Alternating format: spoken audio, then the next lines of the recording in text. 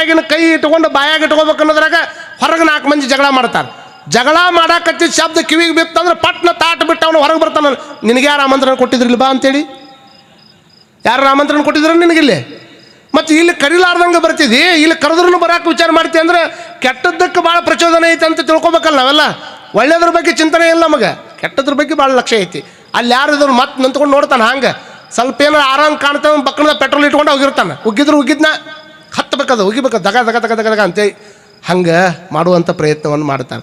ಆ ಹೆಣ್ಮಗಳು ಏನು ಮಾಡ್ತಾಳೆ, 5 ದಿವಸದಾಗ ನನ್ನ ಲಗ್ನ ಬಂದೈತಿ, ಹುಟ್ರಿಗೆ ಹೋಗಿ ಹೆಂಗೆ 4 ಲಗ್ನ ಪತ್ರ ಕೊಡಬೇಕು, ಒಬ್ಬರಿಗೆ ಮುಟ್ತೈತಿ ಒಬ್ಬರಿಗೆ ಮುಟ್ಟಂಗಿಲ್ಲ, ಏನು ಮಾಡ್ಬೇಕು ಅನ್ನೋದ್ರಾಗನ ಆ ಕಡೆಯಿಂದ ಒಂದು ಟೆಲಿಗ್ರಾಮ್ ಬಂತು, ಒಂದು ಪತ್ರ ಬಂತು. ಪತ್ರದಾಗ ಏನೈತಿ ಗೊತ್ತನ, ಆಕಿನ ಗೆಳತಿ ಮನೆಯೊಳಗೆ ಆಕಿನ ಗೆಳತಿ ಮಗನ ಎಂಗೇಜ್ಮೆಂಟ್ ಇಟ್ಕೊಂಡಿದ್ಲ. ಆಕಿ ಎಂಗೇಜ್ಮೆಂಟ್ ಇಟ್ಕೊಂಡಿದ್ದು ನೋಡಿ ಅವಾಗ ಆಕಿ ಅಂತಾಳ, ನನ್ನ ಗೆಳತಿ ಮಗನ ಎಂಗೇಜ್ಮೆಂಟ್ ಐತಲ್ಲ, ನನಗೆ ಬೇಕಾದಾರ ಹುಟ್ರು ಅಲ್ಲೇ ಬರ್ತಾರೆ, ನಾನು ಹೋಗಿ ಒಬ್ಬೊಬ್ಬರಿಗೆ ಹಂಚುವಂಥದ್ದು ಏನೈತಲ್ಲ ಹುಟ್ರು ಅಲ್ಲೇ ಬರ್ತಾರೆ. ಹುಟ್ಟು ಲಗ್ನ ಪತ್ರ ಒಬ್ಬಕಿನ ಕಡೆ ತಲೆ ಮೇಲೆ ಇಟ್ಕೊಂಡು ಈ ಲಗ್ನ ಪತ್ರನ ಹೋಗಿ ಅಲ್ಲೇ ಮುಟ್ಟಿಸಿಬಿಟ್ರೆ ನನ್ನೆಲ್ಲ ಕೆಲಸ ಮುಗಿದಿರ್ತಾವ ಅಂತ ತಿಳ್ಕೊಂಡು ಅವಸರದಾಗ ಎಲ್ಲರೂ ಭಾಳ ಲಕ್ಷ ಕೊಟ್ಟು ಕೇಳಿದ್ರೆ ಅಟ್ಟ ಗೊತ್ತಾಗತ್ತಿದೆ, ಭಾಳ ಟ್ವಿಸ್ಟ್ ಐತಿದೆ. ನೀವು ಆ ಕಡೆ ಈ ಕಡೆ ನೋಡಿದ್ರೆ ಗೊತ್ತಾಗೋದಿಲ್ಲ ಇದು. ಎಲ್ಲ ಲಗ್ನ ಪತ್ರ ಒಬ್ಬ ಹೆಣ್ಮಗಳನ್ನ ಕರ್ಕೊಂಡು ಆಕಿನ ತಲೆ ಮೇಲೆ ಹೊರಿಸ್ಕೊಂಡು ಲಗ್ನ ಪತ್ರ ಕೊಡಕ್ಕಂತ ಬಂದಾಳ. ಎದಕ್ಕೆ ಬಂದಾಳ್ರಮ್ಮ? ಲಗ್ನ ಪತ್ರ ಕೊಡಕ್ಕೆ ಬಂದಾಳ. ಎದಕ್ಕೆ? ಅವಸರದಾಗ ಎಲ್ಲರಿಗೆ ಕೊಡೋಕ್ಕಾಗೋದಿಲ್ಲ, ನನಗೆ ಬೇಕಾದವರು ಬಂದಿರ್ತಾರ, ಅಲ್ಲಿ ಹೋಗಿ ಲಗ್ನ ಪತ್ರ ಕೊಡ್ಬೇಕಂತ ಬಂದಾಳ. ಇನ್ನೇನು ಲಗ್ನ ಪತ್ರ ತೊಗೊಂಬಂದು ಒಮ್ಮಕ್ಕಳೇ ಬಂದು ಕೂಡ್ಲೇನೆ ಅವ್ರ ಮನ್ಯಾಗ ಲಗ್ನ ಪತ್ರ ಕೊಟ್ರೆ ಏನಂತಾರೆ ಮಂದಿ? ಬಂದಿದ್ದು ಅದಕ್ಕೆ ಬಂದಾಳ, ತನ್ನ ಕೆಲಸ ಮಾಡ್ಕೊಳಕ್ಕೆ ಬಂದಾಳ ಅಂತಾರಂತ ತಿಳ್ಕೊಂಡು ಆಮೇಲೆ ಕೊಟ್ರೆ ಆತು ಬಿಡು ಅಂತ ತಿಳ್ಕೊಂಡು ಸುಮ್ಮನೆ ಒಂದು 10-15 ನಿಮಿಷ ವೇಟ್ ಮಾಡಿದ್ದು. ನಮ್ಮ ಮಂದಿ ಎಷ್ಟು ಸ್ಪೀಡ್ ಅಂತೀರಿ ನೀವು? ಉಣ್ಣೋದು ಫಾಸ್ಟ್, ತಿನ್ನೋದು ಫಾಸ್ಟ್, ಕುಡಿದು ಫಾಸ್ಟ್, ರಾತ್ರಿ ಒಂದು ದಿವಸ ಮಲಗೋದು ಫಾಸ್ಟ್, ನೆಶನಾಗ ಎದ್ದು ಹಾರ್ಟ್ ಅಟ್ಯಾಕ್ ಆಗಿ ಹೋಗೋದು ಫಾಸ್ಟ್, ಎಲ್ಲ ಬ್ರೇಕ್ಫಾಸ್ಟ್ ಎಲ್ಲವೂ ಬರೀ ಸ್ಪೀಡ. ಈಗ ಏನು ಬೇಕಾದ್ದು ಕೇಳ್ರಿ, ಭಯಂಕರ ಸ್ಪೀಡಿಗೆ ಎಲ್ಲ ಉಣ್ಣೋದು ನೋಡ್ರಿ. ಬಫೆ ಸಿಸ್ಟಮ್ ಹಂಗೆ ನಿಂತ್ರೆ ಇವತ್ತು ಹೇಳಕತ್ತಿದ್ರು ಲೈನ್ಯಾಗ, ನಮ್ಮ ಮುತ್ಯಾರು ಯಾರೋ ಒಬ್ರು ಹೇಳಕತ್ತಿದ್ರು, ಅಜ್ಜವ್ರ ಊಟ ಮಾಡೋ ಮುಂದೆ ಒಂದು ಸ್ವಲ್ಪ ಲೈನ್ಯಾಗ ಬಾ ಅನ್ರಿ ಅಂತ. ತಲೆಯಾಗ ಇಟ್ಕೊಳ್ರಿ, ಇದು ಬಸವಣ್ಣನ ಪ್ರಸಾದ, ಇದು ದಾಸೋಹದ ಪ್ರಸಾದ. 12ನೇ ಶತಮಾನದೊಳಗೆ ದಾಸೋಹಕ್ಕೆ ಒಂದು ದೊಡ್ಡ ಕಲ್ಪನೆ ಐತಿ. ಇಲ್ಲಿ ಬರಬೇಕಾದ್ರೂ ಒಂದು ವ್ಯಕ್ತಿಯಾಗಿ ಬಂದಿರಿ ನೀವು, ಇಲ್ಲಿಂದ ಹೊರಗೆ ಹೋಗ್ಬೇಕಾದ್ರೆ ಸಮಾಜದ ಒಂದು ದೊಡ್ಡ ಶಕ್ತಿಯಾಗಿ ಹೋಗ್ತೀರಿ. ಅಂಥದ್ದು ಪ್ರಸಾದದೊಳಗೆ ಒಂದು ದೊಡ್ಡ ಶಕ್ತಿ ಇರ್ತದೆ. ಯಾರು ಗಡಿಬಿಡಿ ಮಾಡಬಾರ್ದು. 5 ನಿಮಿಷ ನಿಂದ್ರಿ, ಏನಾಕೈತೆ ತೊಂದ್ರಿ? ಎಲ್ಲದ್ರಾಗ ಅವಸರ ಮಾಡಿ ಏನು ಮಾಡೋರು ಅದರಿ? ಒಂದು 5 ನಿಮಿಷ ನಿಂದಿರಬೇಕು. ಯಾರು ಮುದುಕರದಾರ, ಯಾರಿಗೆ ಅನುಕೂಲ ಇಲ್ಲ ಅಂಥವ್ರು ತಟ್ಟಿ ಹಚ್ಚಿಕೊಡ್ರಿ. ಹಚ್ಚಿಕೊಟ್ಟು ನೀವು ಅವ್ರನ್ನ ಊಟ ಮಾಡಿಸ್ರಿ. ಅವ್ರನ್ನ ಊಟ ಮಾಡಿಸಿದ ಮೇಲೆ ಅವ್ರು ಹೋದ ಮೇಲೆ ನೀವು ಊಟಕ್ಕೆ ಹೋಗ್ರಿ. ದೊಡ್ಡ ವಿಶಾಲವಾದಂಥ ಜಗ ಅದ.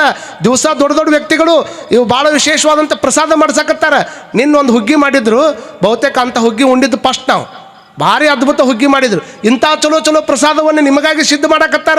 ಬಸವ ಪುರಾಣ ಅಂದ್ರೇ ಅದು ದಾಸೋಹ, ಬಸವ ಪುರಾಣ ಅಂದ್ರೇ ಅದ್ಭುತವಾಗಿರ್ತಕ್ಕಂಥ ಪರಿಕಲ್ಪನೆ. ಹಾಗಾಗಿ ಅಂಥ ಪ್ರಸಾದವನ್ನು ಯಾರೂ ಗಡಿಬಿಡಿ ಮಾಡಬಾರ್ದು, ಹಂಗೆ ಎದ್ದು ಹೋಗಿಬಿಡಬಾರ್ದು. ಎಲ್ಲಿ ಹೋಗೋರದ್ರಿ?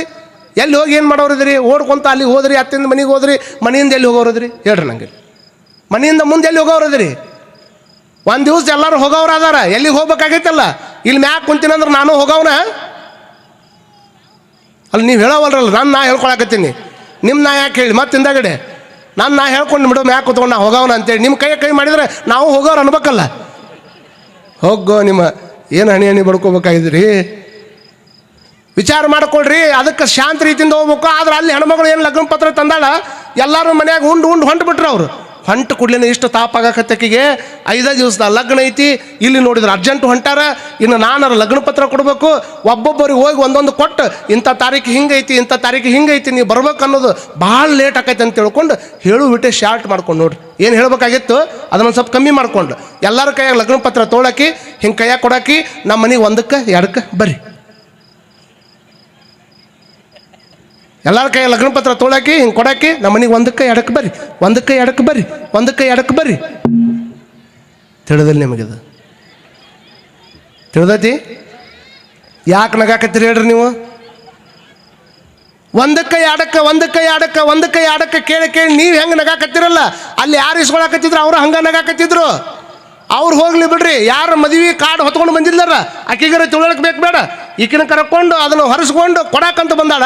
ಆಕಿ ಅಂತಾಳ, ಈ ವರ್ಷ ಮಳೆ ಆಗಿಲ್ಲ ಪಳಿ ಆಗಿಲ್ಲ, ಎದಕ್ಕೆ ಕರಿತಿ ಎಲ್ಲರೂ ನಂದು ಆಕಿ ಮನ್ಯಾಗ ನೀರಿಲ್ಲ ಪಾರಿಲ್ಲ ಎಲ್ಲ ಎದಕ್ಕೆ ಕರಿಯಾಕತ್ತಿ ಅಂತ. ಅವಾಗಾರ ತಿಳ್ಕೊಬೇಕಿಲ್ಲ.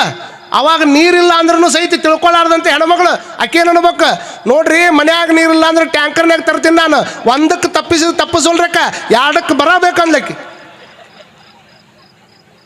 ಎಷ್ಟು ನಗಾಕತ್ತಿದ್ರು ಅವರು. ಏನ್ರಿ ಎಲ್ಲರೂ ಎದಕ್ಕೆ ಕರೆದ್ರಿ ಹೆಣ್ಮಕ್ಳು ಪತ್ರಿಕೆ ಕೊಟ್ಟು ಏನೇನು ಕರೆಯಕತ್ತಾಳಲ್ರಿ ಅಂತ ಎಲ್ಲರೂ ಹಂಗೆ ತಿಳ್ಕೊಳ್ಳೋರು. ನೀವೇನು ತಿಳ್ಕೊಂಡ್ರಿ ಹೇಳ್ರಿ? ನೀವು ತಿಳ್ಕೊಂಡಿದ್ದು ನನಗೆ ಗೊತ್ತಾಗೈತಿ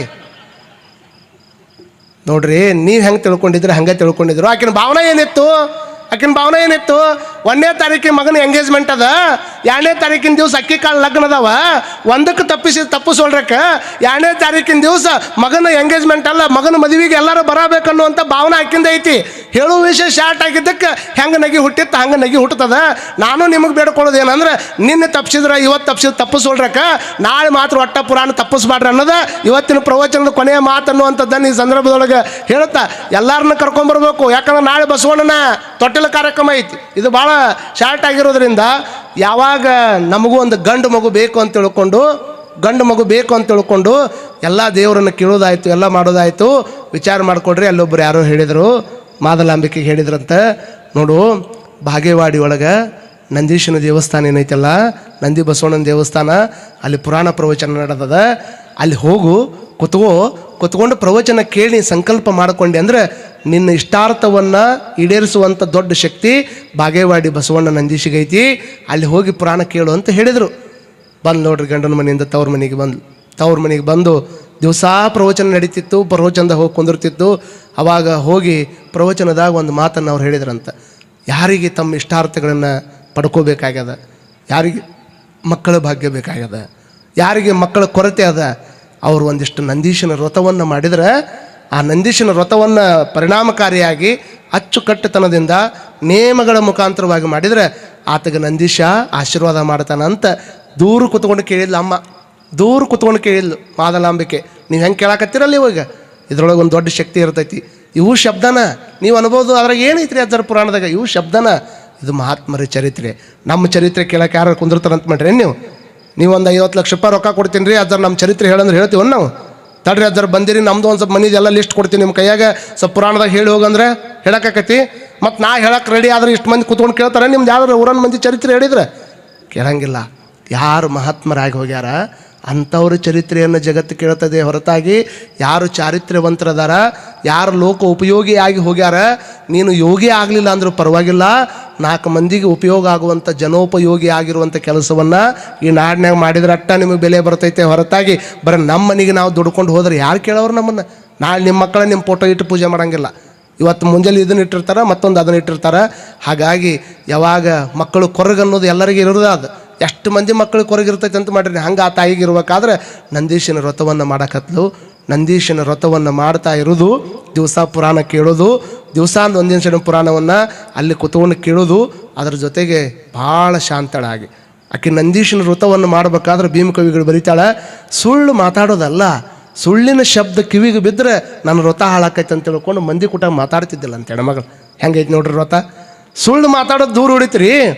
ಸುಳ್ಳು ಮಾತಾಡಿದ್ರೆ ತಪ್ಪಾಕೈತೆ ಅನ್ನೋದು ಭಾಳ ದೊಡ್ಡ ಮಾತು. ಆದ್ರೆ ಸುಳ್ಳು ಮಾತಾಡೋರನ್ನ ನೋಡಬಾರ್ದು.